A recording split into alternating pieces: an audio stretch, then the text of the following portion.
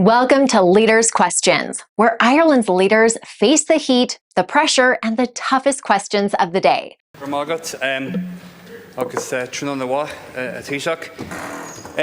talking about housing and we're talking about targets. And as opposition members have stated, the targets aren't being reached. But let's not get into the semantics of whether they will be reached or not, because what will stop them being reached is infrastructure. And we have a situation in Clonshaugh, for example, where planned housing is going to be delayed because of a lack of water services.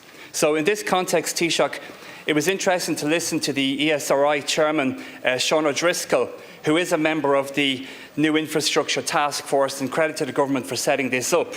But the fact that he came out on the record and spoke in a personal capacity does show a certain element of trepidation, at least on his behalf and possibly amongst other members.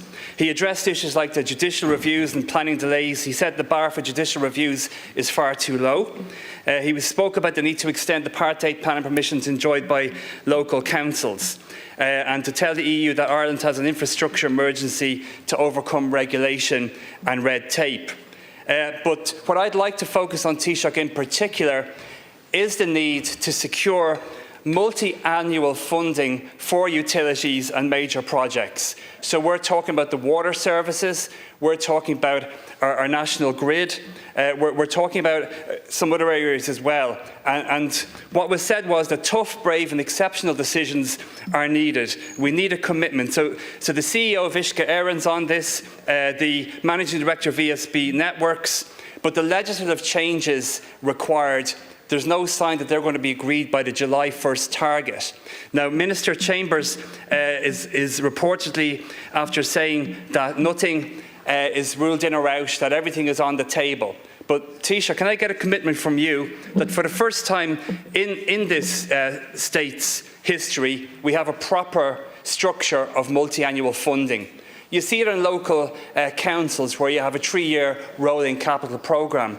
Why can't we set out a 5-year rolling capital programme for infrastructural projects such as water, such as the grid?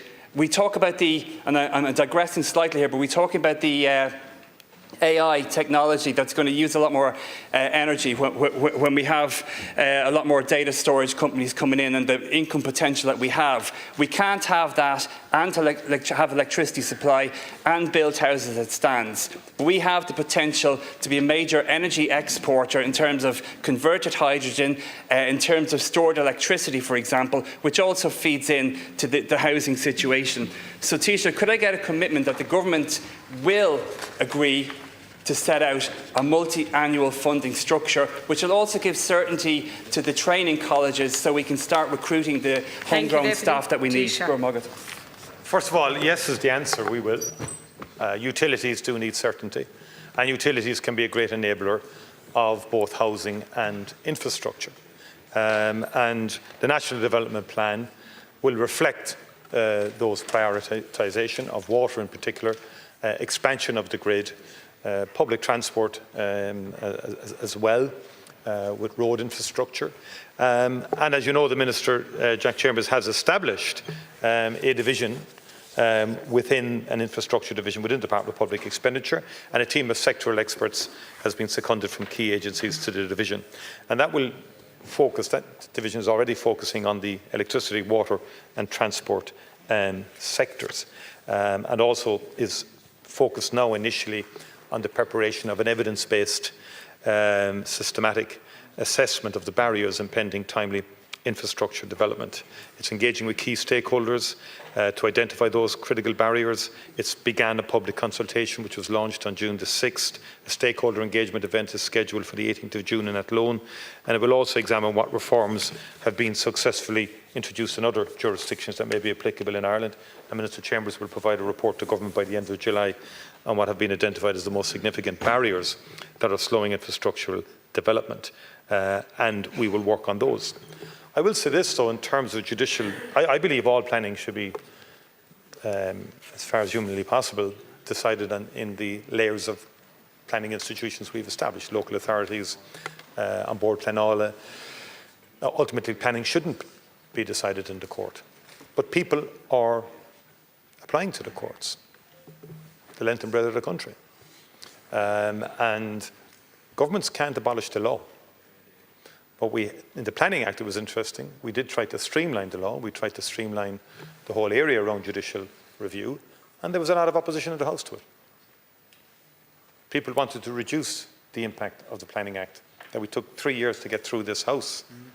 And people were adamant that rights came before anything else in some quarters. In other words, the eternal question of the common good versus personal individual rights.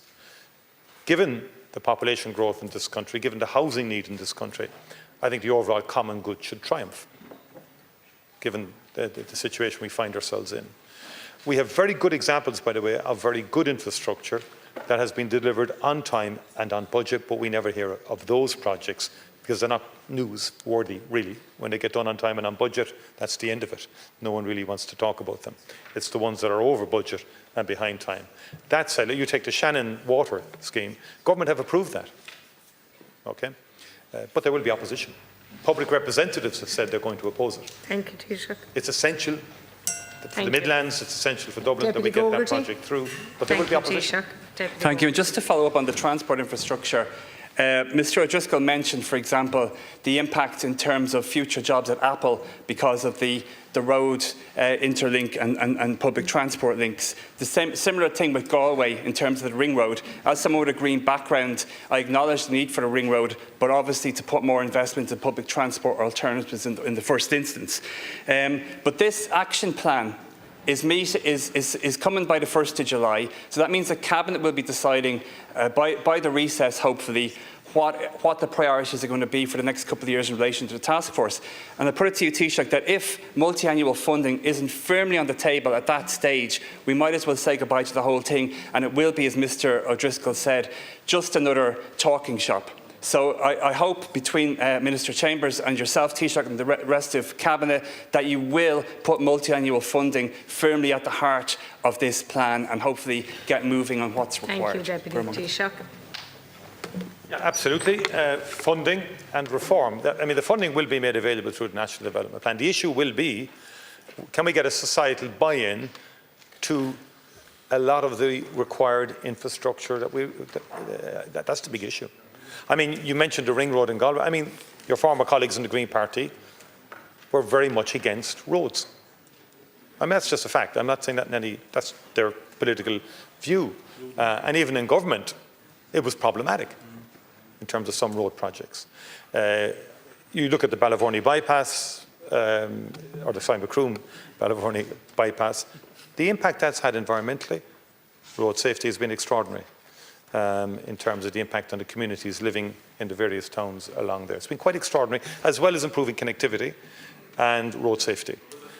So I think we've had too simplistic a debate on roads from those on the environmental pillar who see roads as just a total non-starter.